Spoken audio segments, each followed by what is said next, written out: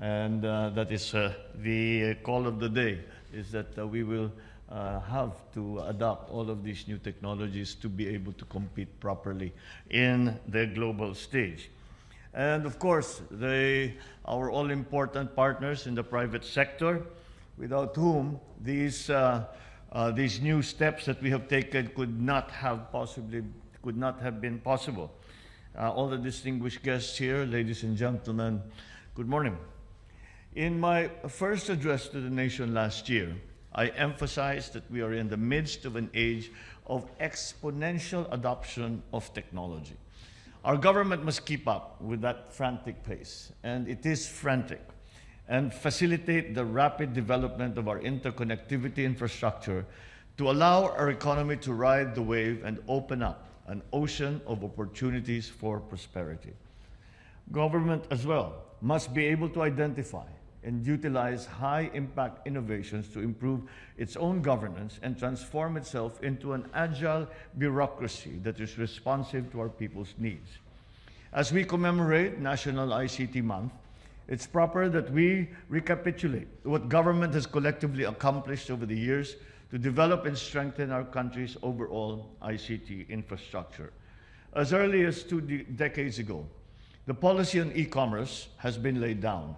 Electronic documents and transactions have been mainstream and given legal recognition. Unfortunately, the technology was not able to keep up. This is one of those very rare cases na nauna ang legislation doon sa teknolohiya. And so this is what we are trying to do now. We are trying to make maximum use of the technologies that are available to us. We are talking about the ease of doing business, the ease of doing, of interacting with the government. It is not, at the very beginning, when we first came into office, I explained over and over again and made it very clear to all that would listen that this is not something that is an option that we might want to examine. This is something we need to do. We have no option of not doing this. It is something that is required. If we look now on the experience, when we look at our competitors, and that is essentially what this is about, it is a competition in the global market on many, many dimensions. And if we are to look at our neighboring countries, for example, to Europe, to the United States, then we can see that you cannot compete on an even basis unless you are highly digitalized, both in the private sector, and as well in the public sector. And that includes all the attendant issues of cybersecurity, the attendant issues of having a cloud that belongs to the country, the issues of that we are beginning to resolve on the single ID for all citizens of the Philippines. And all of these must come together in a way that is useful and easy and convenient for the ordinary Filipino citizen. Now, I always worry about how Filipinos will kaya ba nilang gamitin ito? Is it simple enough? And we had that meeting yesterday, and I said, I always worry about the capacity of the Filipino to take on these new technologies. And thus far, I've always been wrong. There has never been a problem for Filipinos to take up these new technologies. They pick it up, well, more quickly than, well, we are a young country, and young people do simply have a affinity for the new tech, because it's something that they can live with, that they have lived with. They cannot imagine a world without Wi-Fi. I mean, yung mga anak ko, nung maliit pa, pag may babiyahe kami, ang unang time, we're going to visit this island in Visayas. May Wi-Fi ba? May Wi-Fi ba? And you cannot blame them. That's the world we live in today. And that's why this is essential to all the plans. This is going to be another building block in the foundation of our transforming the economy. And this e-governance, the whole idea of e-governance, is something that we need to do because we have fallen behind. And when we started, before we started this, and I've quoted this statistic many times, that we did a survey of how people use the internet in the Philippines. And the result was quite enlightening, in that they say 95% of their daily activities, the shopping, the paying, the bank, and even the payments to government, all 95% are done online. So ano yung 5%? Government. We cannot do it online with government. We have to go to the office. We have to collect the birth certificate, the documentation, the clearance, and then we go to the government, to the government office, and they say, you're missing one document. Balik na naman, and they do all of these things. So that just won't work. And as we can see, many of the problems that we are encountering are simply because of the problems that are being faced by both in the public sector, by ordinary citizens in their dealings with government. It's the ease of doing the work. It's the ease. Now, we hope with the beginnings of the e-governance system that a senior living in a isolated place, an isolated island somewhere, by which time we will have had connectivity, can just go onto their phone, and if they don't know how to do it, they call the child or yung apo nila, sige, kayong gumawa, and do all their business on the internet and be able to have payments. The central bank actually was leading the pack here, in that the central bank has also been very, very aggressive in trying to make as many of these payments, both to government and from government, in the digital space. And that, I think, has been very, very successful. And you can see, we were in GSIS the other day, and only 4% now, if I remember correctly, 4.7% of their transactions are done over the counter. Everything else is over the internet.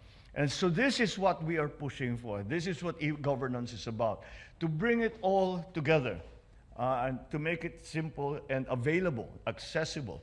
Some of this data that we have has been siloed in different departments, in different agencies, and there's no way for us to go from one place, one website, and say, I am interested in a job in engineering. Is there anything out there? Now we have that. I am trying to buy land in this area. What does the titling look like? Has it been surveyed? Now we couldn't do that. Now we can do that. So these are the capabilities that this e-governance program brings. And that is why it is extremely important that now that we have launched the e-governance app, which, by the way, you have to show me how to download it immediately as soon as para testingin natin. Once again, that brings us again to the issue of our IDs. And so the IDs are really going to be the central focal point for the dissemination of information, the dissemination of services, etc. So that's what we are working on, and I think we're making a good deal of progress. We are finding those operations, those groups who are able to print them out now. Right now, it's a little unsatisfactory because what we call an ID is essentially a picture of an ID. There is no data that backs it up. I think the simplest example, which I think most of you will have been familiar with, either first-hand or second-hand, is the Social Security number in the United States. You give your Social Security number, they have all your data. You don't have to explain. You don't even have to bring the documentation. All they have to do is to verify that you are indeed who you say you are. And once your identity has been confirmed, then you can do the business that you need to do with government. So this is what we are aiming for. But this is an extremely important step in heading down that road of digitalizing our bureaucracy, our government functions. And this will extend not only to the national government, this will extend to even the local government. The local government actually local governments have, many of them have already taken the initiative and have started to digitalize themselves. Now what we have to do is to consolidate all of those systems in place, allow them to communicate with each other in a way that is useful for the consumer, for the citizen, in terms of, again, the business that has to be conducted with government. So I'm very, very happy that we are going in this direction. There is another part of this that is extremely important that we sometimes do not talk about, and that is the lessening of corruption. Because when you do not have to talk to a person at all, for the entire process, wala kang kausap na tao, there's no discretion that's being exercised at any point. It's either yes, no, yes, no, yes, no, 1, 2. It's binary, 1, 0, 1, 0. It's binary. So that way, it simplifies the process, especially for the citizen. And there is no discretion being exercised by anyone. Eh, kung di mo ako lagyan, hindi ko ipapaano ito. Hindi ko iipiting ko ito. Yung mga ganun. O kausapin mo yung si ganto ganyan, siya mag-aayos, yung fixer niya. Wala na yan. Mawawala na yan. And we owe that to the people. We owe them to be able to do that. We should not allow them to continue to suffer to this antiquated, corrupt, and inefficient system. Mabuti naman, if it works, it doesn't work. It just gets worse and worse and worse. So we are looking forward to these e-governance platforms that we are starting to put up. The issuance now of the national ID, which will be a proper ID in the sense that it contains data that is critical or that is important or that's necessary for the conduct of business with government.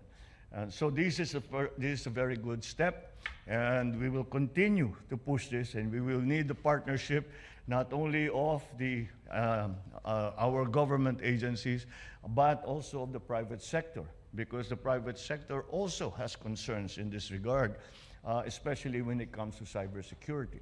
So these are the elements that we have to be looking at, and that we are looking at. So I congratulate the ICT for now having the first e-governance app, and we will continue to make it more extensive, make it more sophisticated, and eventually put us at an even keel, at the very least at an even keel, or hopefully at an advantage as we compete in the global market for the supply of goods, for the supply of services, for the supply of labor, for opening up new markets. All of these elements, which we have to make more robust if we are going to do well in the next decade or two.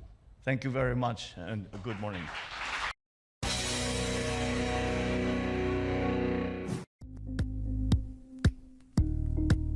Thank you for watching Politico TV. Please like and subscribe to our channel for more videos.